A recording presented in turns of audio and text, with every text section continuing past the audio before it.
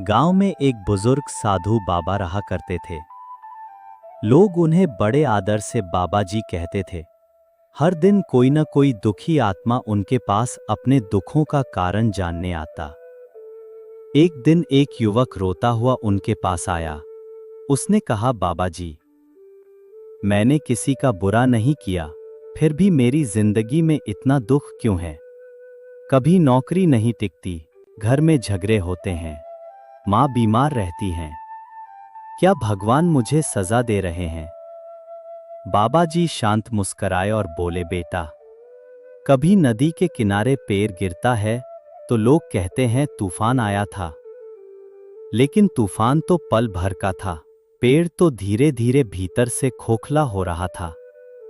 दुख अचानक नहीं आता, वो हमारे ही कर्मों का फल होता है, जो समय के साथ लौटकर आता है।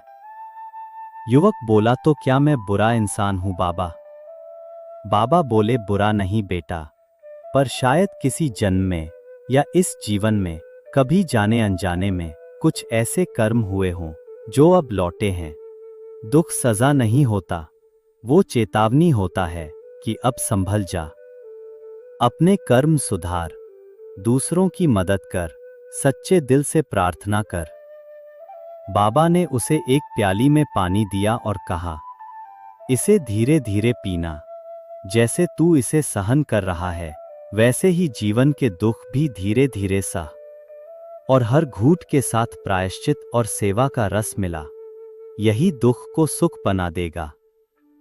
युवक की आंखों में आंसू थे, पर अब डर नहीं था। उसने प्रण लिया, अब मैं अपने हर कर्म को सोच समझ कर करूंगा। कहानी की सीख, जब भी दुख आए उसे भगवान की सजा न समझो, ये हमारे ही किए हुए कर्मों की परछाई होती है। लेकिन कर्म बदल सकते हैं, सेवा, सच्चाई और भक्ति से। तो अगली बार जब दुख आए तो घबराना नहीं, समझना कि परमात्मा कह रहे हैं, अब सुधर जा, अब संभल जा। कभी कभी एक कहानी हमें जीवन भर की दिशा दे जाती है। अगर आपने भी कुछ अनुभव किया तो कमेंट करें, अब से हर कर्म सोच समझकर करूंगा। जय श्री कृष्ण। और हमारा चैनल राधा कृष्ण वाणी जरूर सब्सक्राइब करें। जय श्री कृष्ण।